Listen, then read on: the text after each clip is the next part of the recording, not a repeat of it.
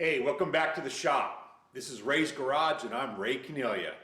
This is the 1970 Nova January update. Even though we're in the first week of February, I've been real busy, guys.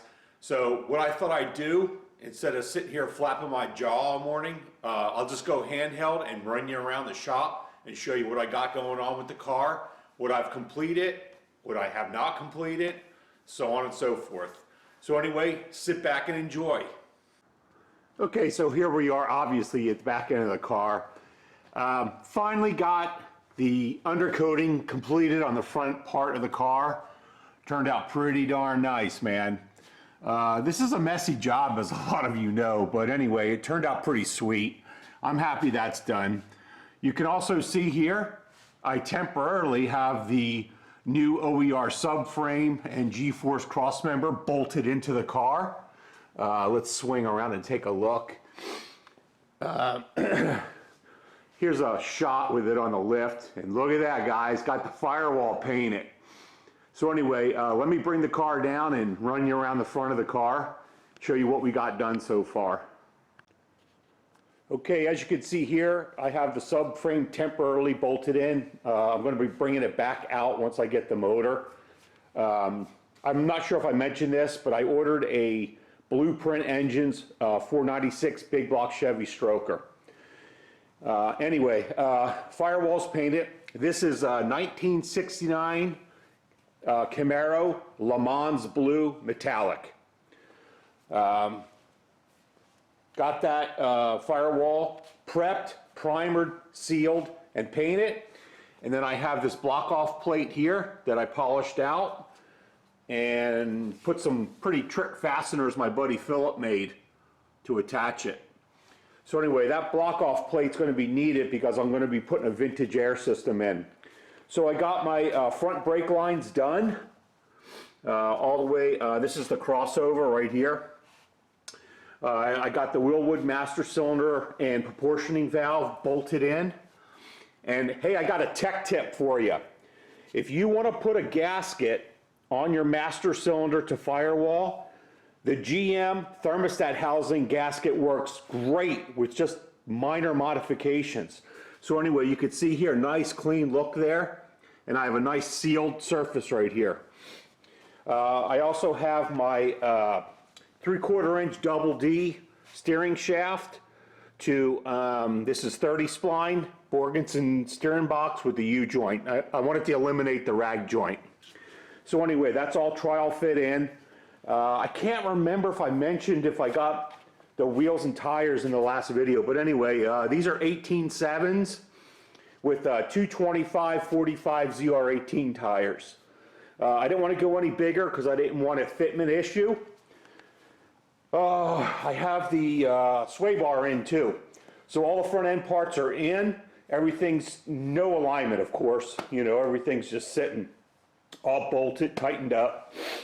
So anyway, let me show you some other parts that I painted. We're going to move to the back here. Sorry for the shaky.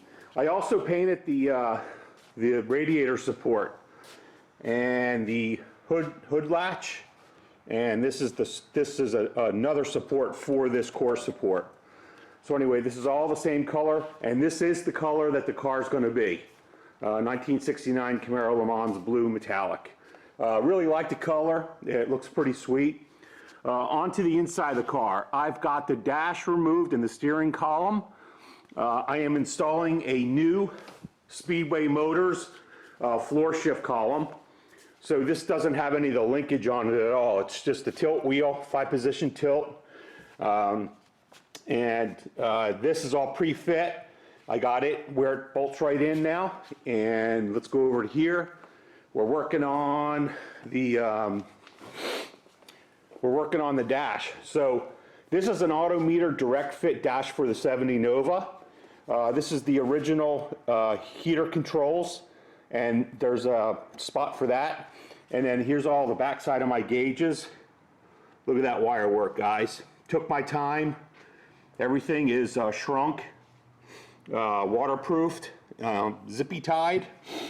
So anyway, let me flip this over and show you what it really looks like.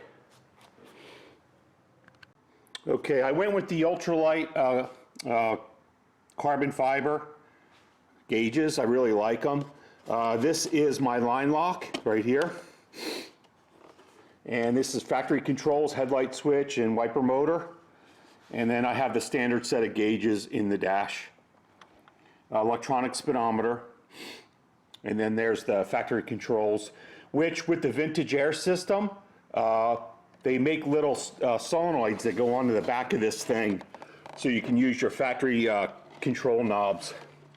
So anyway, the other end of this harness, I'll bring you inside the car again and I'll show you. I got it all connected.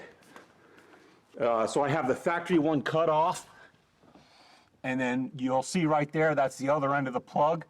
Everything is connected with shrink wrap on it and sealed.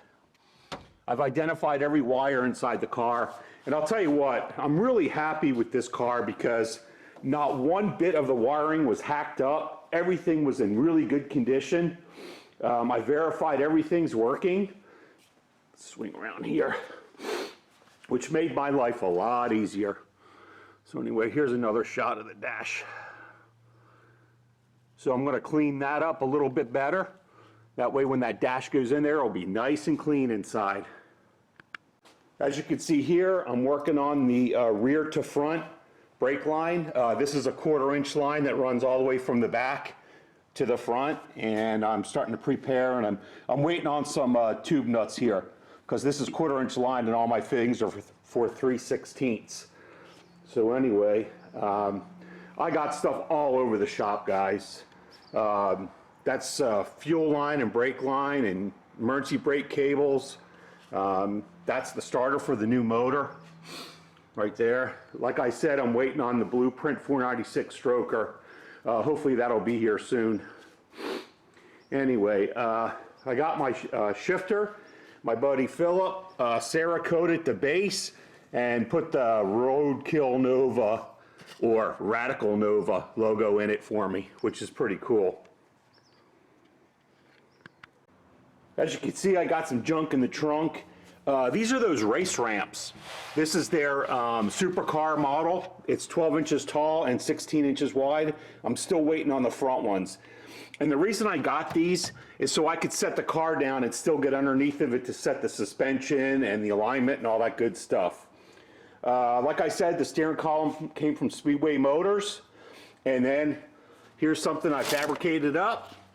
My buddy Phil gave me the battery box, and then I made this circuit breaker. This came from CE Auto Electric. So I made the panel here, and then of course, you know, the battery cable connects. It connects here, and then I have my ground strap going down, and this hole is for the main battery cable, which connects to here, that goes to the front of the car. And then I have the side posts in here. I have to make some access holes right here because the Holley Sniper has to connect directly to the battery. So anyway, that's in and done for the most part. There's my factory front wiring harness. I had that temporarily installed. I'll post up a picture so you can see what it looks like. Everything, it looks like a mess, but really it's not. It's actually in pretty good shape. Here's a little sneak peek of the new safety harnesses. They came from Crow Safety Gear, as you can see here. I went with the latch system, so I got shoulder harnesses and a lap belt, no anti-sub belt. So anyway, like I said, here's just a teaser. I still need to install them, make some mounts for them, and they're good to go in the car. I picked up an assortment of wire sizes. I got 12 gauge down to 14 gauge, and this is for any additional wiring I have to do. I showed you the switch I put on the dash for the line lock. Here it is. I went with the Moroso. It's upside down. I went with the Moroso solenoid. And when I install that, I'm going to explain how I'm installing my line lock. It's not going to be the conventional way, and I'm doing it for a reason, and I'll explain that later down the road.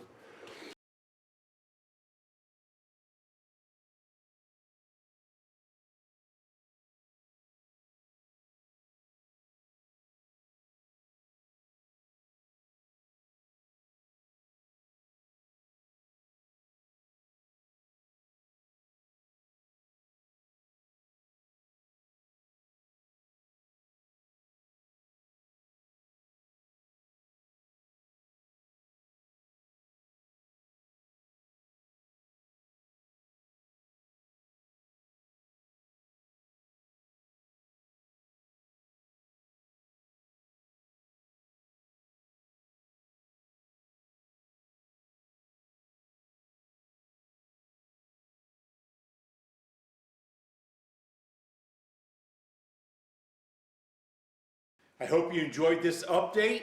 So since we're in February, hopefully in about 2 or 3 weeks, I'll do another update video. Hopefully the blueprint engine will be in and we can start forging ahead with getting the motor and trans in the subframe. So anyway, until next time, see ya.